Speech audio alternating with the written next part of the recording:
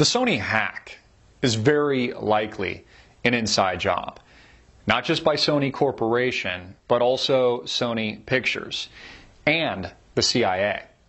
You know, your favorite intelligence agency and agencies like the NSA. And it's pitching and serving up on a silver platter, by the way, a very specific narrative to the American people. I believe for a reason at this given moment and period of time. You know, is it possible that an executive, another studio head at Sony is simply just trying to get ahead? You know, step over his competition, advance his or her own career? Is it also possible that Sony just wants free advertising? You know, instead of having to allocate tens of millions of dollars to their marketing budget, sponsoring and advertising a worthless POS D-list film like The Interview starring comedian Seth Rogen, that instead they're just going to do it for free. You know, get CNN, the bullshit corporate mainstream status-owned media, and the president to speak to it instead. Kill two birds with one stone. I mean, what have we really learned about this supposedly controversial leak that we didn't already know about Sony, the studios, or Hollywood? That a couple execs at Sony, for example, think very lowly of the employees, their actors and actresses that work for them. That some of them think that Angelina Jolie, for example, is crazy. That others are racist. Or that, you know what, they just treat their employees like shit. Like any of this is new news.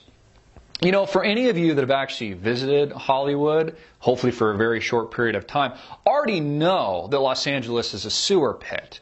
That it is a crack-ridden, laced whorehouse, a land of blowjobs where the lowest of the low are doing everything they can to suck their way to the top to hopefully advance their careers. And none of this is new news, nor is it a surprise. But the question is, why is the mainstream media and even the president highlighting this hack? Why is it such a big deal? If we haven't learned anything new, and no real information has been leaked that we didn't already know before. You know, isn't it interesting how the Obama administration is pointing a very convenient and specific finger at America's favorite stereotype, cliche, and hated nation? North Korea and the government, or as Obama would say, regime, anytime he doesn't like a country, of Kim Jong-un. You know, the figurehead, the puppet. I mean, everyone knows that the military really runs North Korea, not Kim Jong-un, who is the successor to his father, Kim Jong-il. They're pointing a finger at him. You know, it almost reminds me of the comedy, the cartoon film Team America. F yeah, where they poke fun at America's war on terror, Osama bin Laden, and actually showcase Kim Jong-il. In the film, it's almost like the Obama administration is doing the same thing. I mean, think about it for a minute. Does Kim Jong-un really even give a shit about this worthless propaganda piece that makes up the Hollywood film, The Interview? I mean, was he going through his to-do list the other week? Okay, like, let's see here. Starve the North Korean people so they can't revolt. Fight a real war against South Korea. And, oh yeah, hack Sony for fun. I mean, are Americans really buying off on this? Do they really think that Sony is a top priority of North Korea? Is there any real motive there? And the answer to that question is no. The only entities, bodies, corporations, or intelligence agencies that have a motive are here in the United States of America.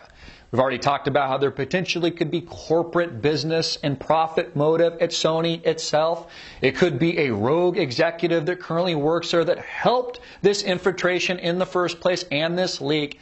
But more importantly, it provides a smokescreen and a justification for the criminal actions taking place at the federal government, with the Obama administration today, and more specifically at the NSA, illegally and anti-constitutionally spying on all American citizens. You and your family, looking at your Christmas photos, reading your emails, monitoring your text messages, and then storing all of that information criminally and illegally at these multi-billion-dollar data mining facilities in places like Utah.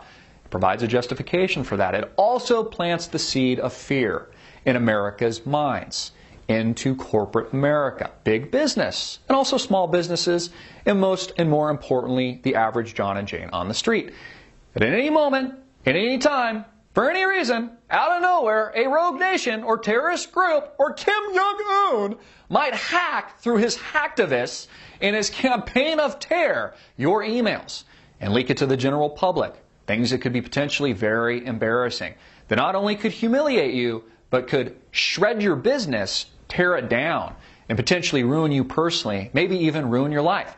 Kind of like Donald Sterling at the NBA, who was also illegally wiretapped, who many would argue by the whore he happened to be banging at the time, who sold that illegal audio to TMZ for millions of dollars.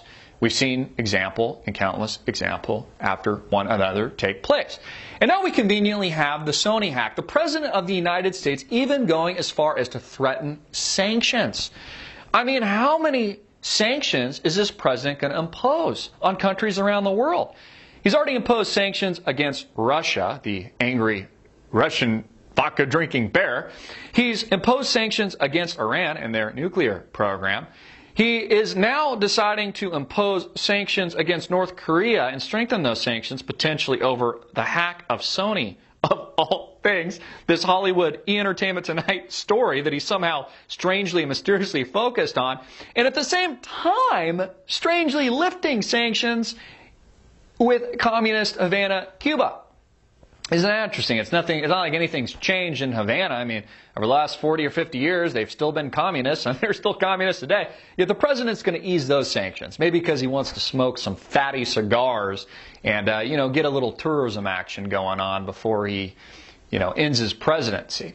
You see, none of this makes sense unless you're staring SONY straight in the eye, and you're also staring U.S. intelligence straight in their all-seeing eye. Which again, all of this provides justification for the gross surveillance state that makes up George Orwell's worst nightmare. Guilty until you're proven innocent in this country, kind of like Christopher Dorner. Douse them in gasoline and light the match, watch it all go ablaze.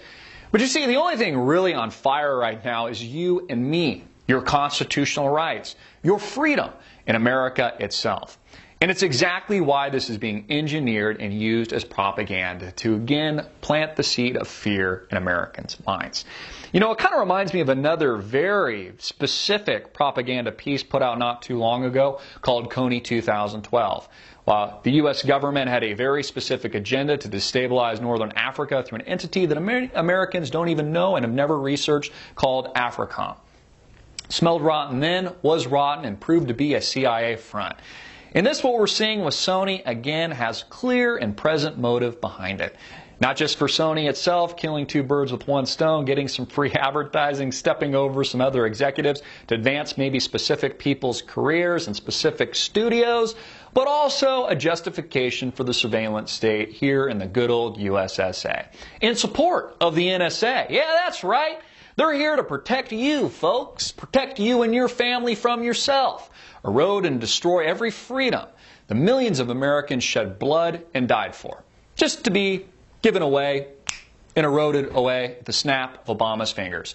Just over a simple hack and hacking of SONY Corporation.